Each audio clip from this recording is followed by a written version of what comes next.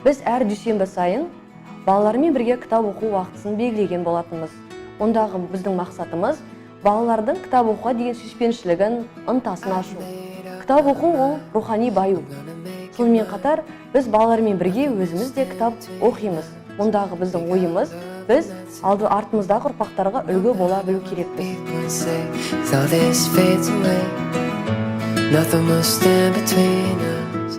Балаларымызды кітап оқуға ынтасын ашу үшін біз сыныбымызды әртүрлі етіп безендірдік. Соның бір үлкен элементі кітап бұрышы болып табылады. Осы кітапқа біз балалар өзінің кітаптарын алып келіп кезектесіп оқи алады. Мектеп лицейіміздің ұйымдастырып отырған кітап оқу жарысына осы кітап оқу уақытысын белгілегеніміз үлкен пайдасын тигізіп жатыр. Біз кітап оқу жарысына дайынбыз.